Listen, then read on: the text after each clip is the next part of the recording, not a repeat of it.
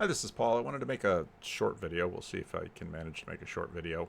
A little bit more about John. John has made this argument a number of times, and I continue to think about it and think about sort of how this argument works with respect to time. Seeking where we're seeking meaning. So in cognitive science and psychology, we try to distinguish between the meaning of life, which is some grand metaphysical claim, and meaning in life. And philosophers like Susan Wolf and others. So what this is that it sort of has a bunch of factors, but one is, does the world make sense to you? Think of all the things you have in a video game and why people want to be in video games. Does the world make sense to you? Is there a story that you can play a part in?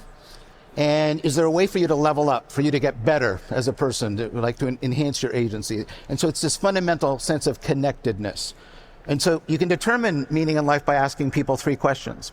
What do you want to exist even if you don't? How really real is it? And how much of a difference do you make to it now? These people in these events, they want to connect to something, a cause that's bigger than themselves. And they want it to exist. They think the universe is a better place if this cause is there. They want to they think it's really real. They think these are real events. This is significant, important. This isn't like going to the store and buying milk. And they think they can make a difference by participating in it, committing to it. And so I think it's very... And so those questions, you always have the question of the future. They want to make the future a better place. They want to... The key thing is, again, and always thinking about, I talked about this in a previous video, there's two worlds mythology. Is the future another world?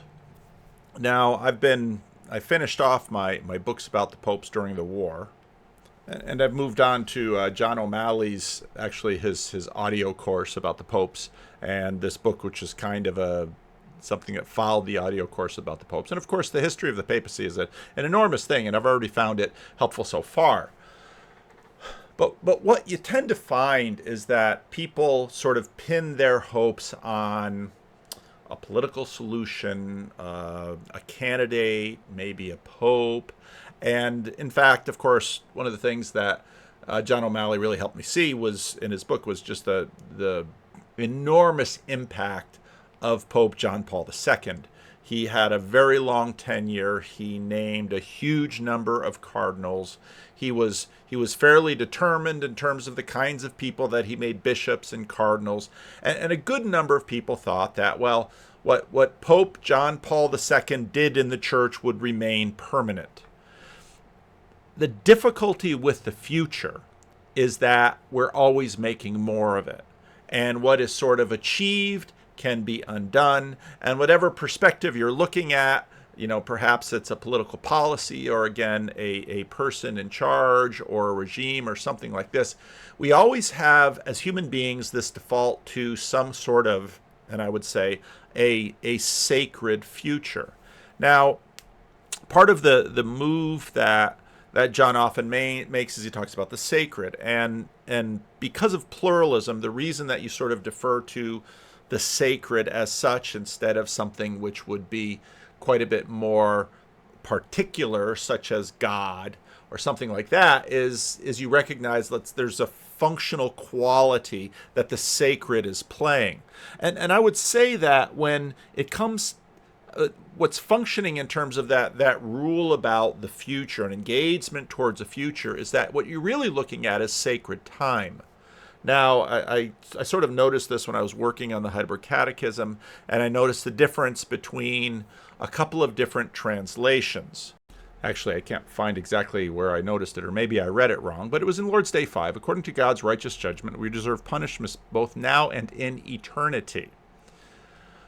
And the difficulty is that eternity is not just more time. Eternity is sort of sacred time. It's time in some ways outside of sort of the time down here below where you continue to bake more future. And it's not just a question of the amount of time, but a question of the quality of time. And every time you see sort of eternal or eternity, it's a different kind of time. It's in fact, again, sacred time. And so I think, when John talks about this what do What do you want to be if you don't exist? I think in many ways that's just sort of a way of sort of inching into and approximating a question about sacred time.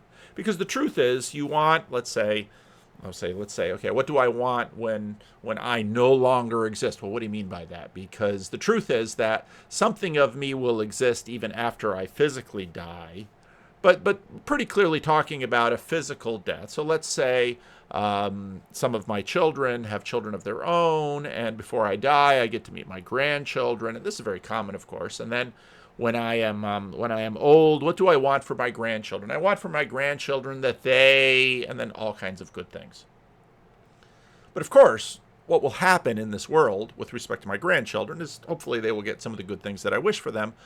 But again, this is the age of decay, and good things don't just stay good.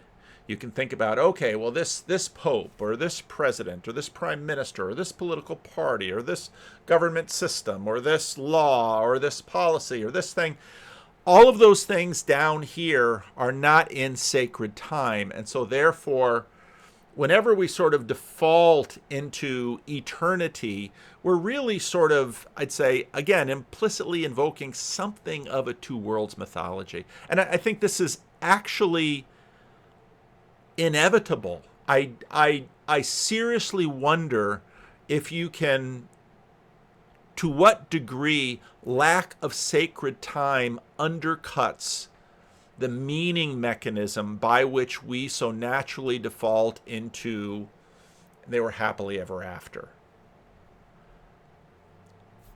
And I think that's true. And so I don't think you can just say, well, we can just sort of square this within, let's say, the box of normal time and space. Again, if you read Charles Taylor's, I remember when I first read the book, a few goes at trying to read Charles Taylor's A Secular Age. He kept talking about these other qualities of time, like before normal time, there was sort of primordial time, and that too was kind of sacred time. And so, in fact, even this category of the sacred takes things out of the category of the ordinary.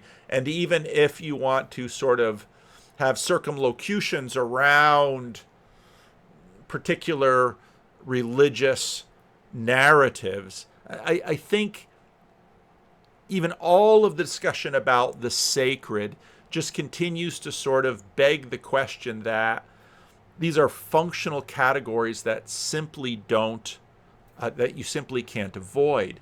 And then you get into the fact of all sorts of arguments, such as C.S. Lewis's argument about, when he says, why do we have a hunger for things that are not in this world? Why do we have a hunger for a kind of time that is not in this world? And if this sort of sacred time is merely an illusion or a mental game or a mental trick, and the goal of secularization was to somehow disavow people of any notion of the sacred, well, I think, again, then you're just simply going to be caught in a meaning crisis. So I had those thoughts, and I wanted to somehow get them out, and now they're out. So let me know what you think.